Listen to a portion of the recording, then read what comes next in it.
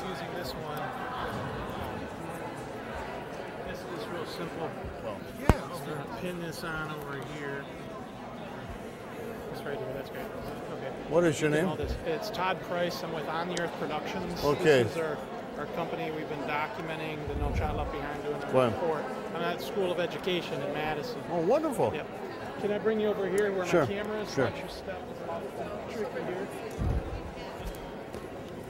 Thank you, sir. Take care.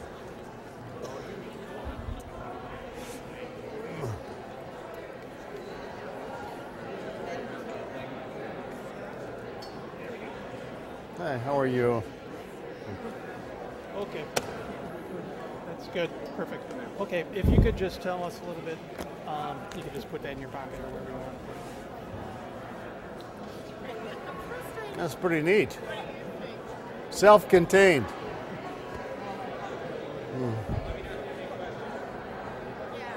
Okay, well done. I think it went You great. just look right at the camera.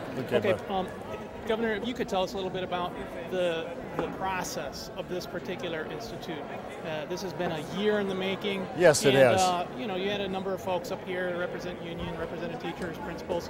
What was the process, and what were the deliberating points that were the most Well, important? basically what we did is we looked at the law, we looked at the assessments that was going on throughout the country, we listened to the Federal Department of Public Instruction and Education, and then we went throughout the whole country. We held 12 hearings, we had hundreds of people testify, we got thousands of communiques from individual people who had, you know, passionate ideas as well as suggestions on how to improve the act. And we assembled that, and we sat down for 2 days of going through all the testimony, the process, and we made approximately 75 recommendations that if Congress follows them, it will go a long ways towards closing the gap between different groups of children throughout the country and go overall improve the quality of education. And that's what motivated us.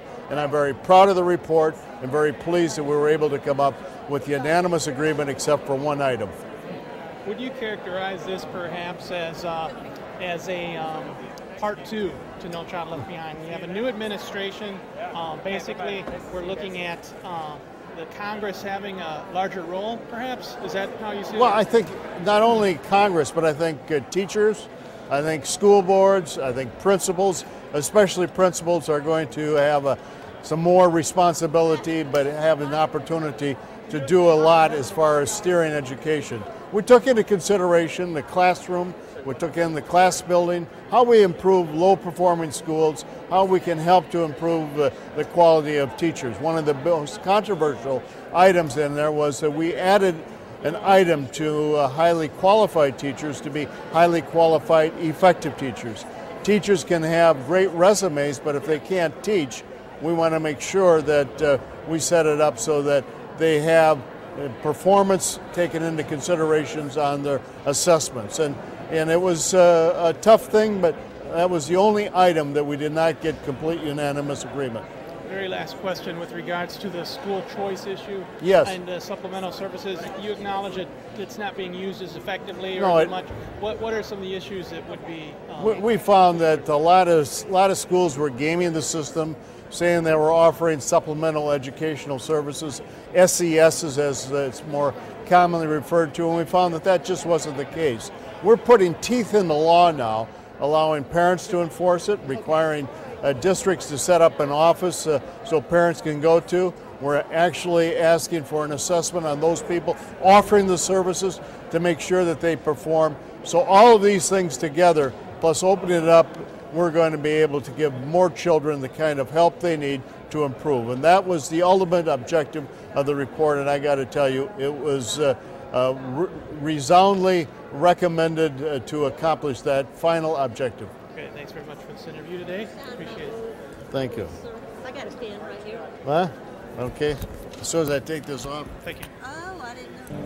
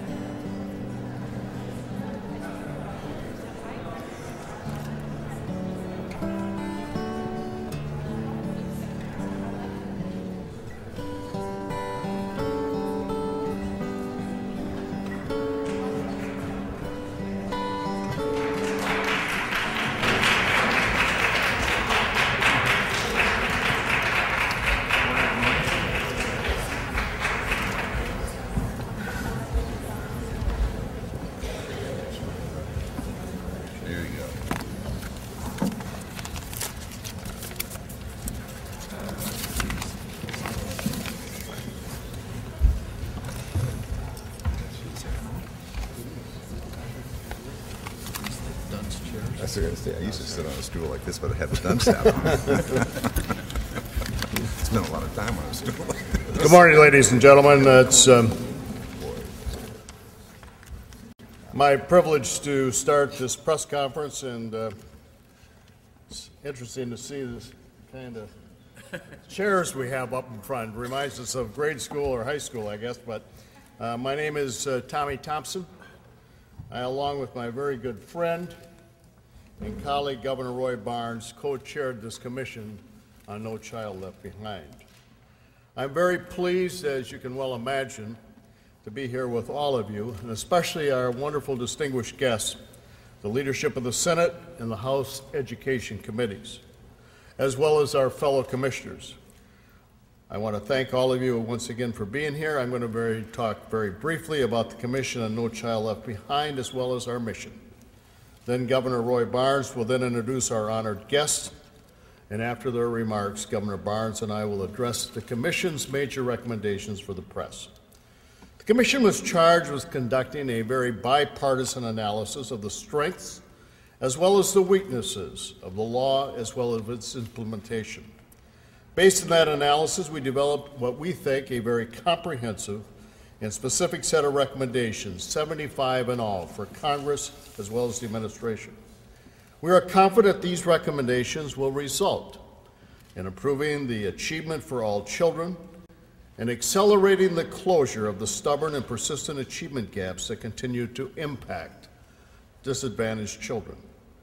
We hope that our recommendations will be taken together and be used as a blueprint for Congress in reauthorizing an improved No Child Left Behind law this year. This initial work of the Commission has culminated in the release of our report as well as our recommendations today. Our report is titled Beyond NCLB, Fulfilling the Promise to Our Nation's Children. That phrase, fulfilling the promise of our nation's children, communicates a concept that everyone on this commission holds dearly and passionately, and I know that our honored guests hold dear as well. All children, regardless of their background, their wealth, or their address, deserve a quality education and the opportunities for success in life that it brings. I now want to introduce my friend and recognize Governor Barnes, who co-chaired this with me, who's going to provide some background on how the Commission went about doing its work, and then we'll introduce our very special guests. It's my privilege to introduce to you Governor Roy Barnes.